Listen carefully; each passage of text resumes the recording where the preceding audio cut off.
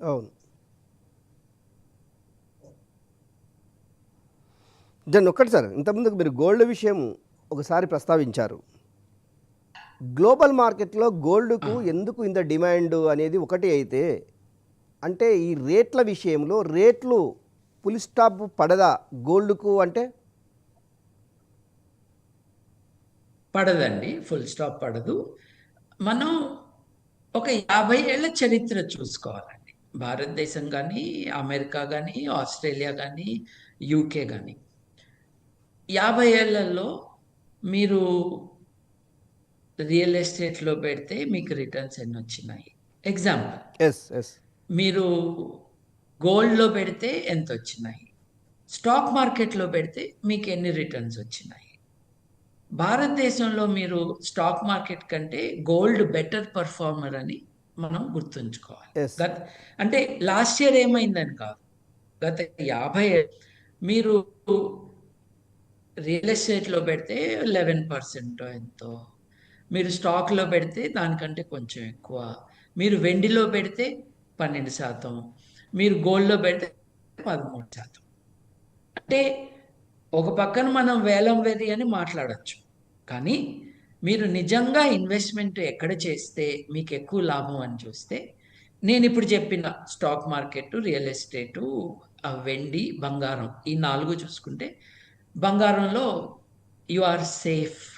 మీరు స్టాక్‌లో పెడతారు. డామ్ అనేది పడతది. మీరు అమ్ముకోలేరు. యెస్. గత 2000 సంవత్సరాల్లో 50 ఏళ్ళు గాదు. గత 2000 సంవత్సరాల్లో ఎప్పుడైనా బంగారం అమ్ముకోలేని పరిస్థితి ఎవరికైనా ఉందా? లేదు కదా! ఒక 70 ఏళ్ల క్రితం వరకు కరెన్సీ బేసే గోల్డ్.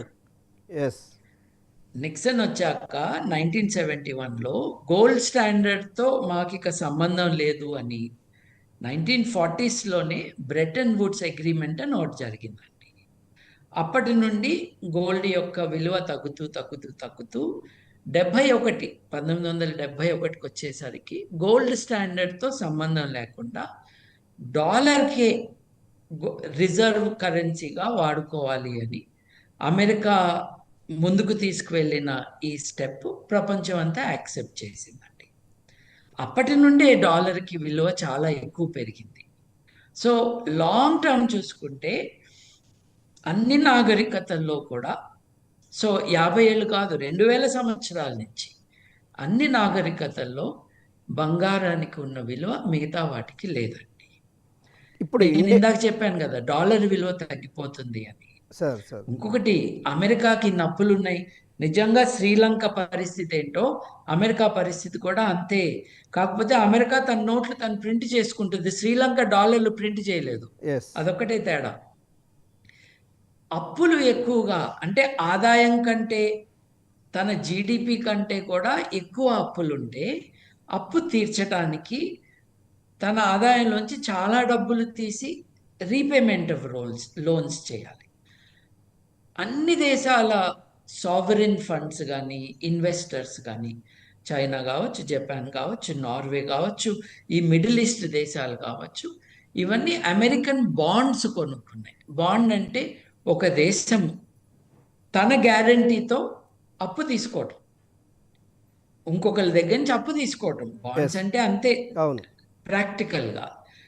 ఈ అప్పు తీరుస్తదో లేదో దివాలా ఎకానమీ లాగా ఉంది అనుకుని మెల్లమెల్లగా ఒకేసారి అమ్మితే విలువ పడిపోతది కాబట్టి మెల్లమెల్లగా చైనా, కెనడా, జపాన్ దేశాలు వాళ్ళ బాండ్స్‌ని వదిలించుకుంటున్నాయండి.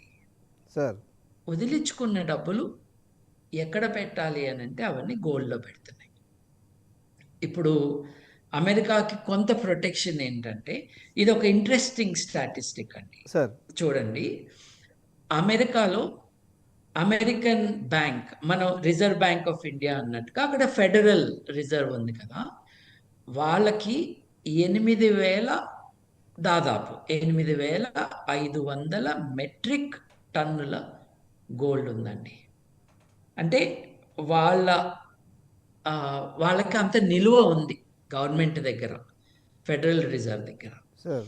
అమెరికా దగ్గర 8,500 మెట్రిక్ టన్నుల గోల్డ్ ఉంటే, భారతదేశంలో 835 మెట్రిక్ టన్నుల గోల్డ్ ఉందండి మన ఆర్బీఐ దగ్గర.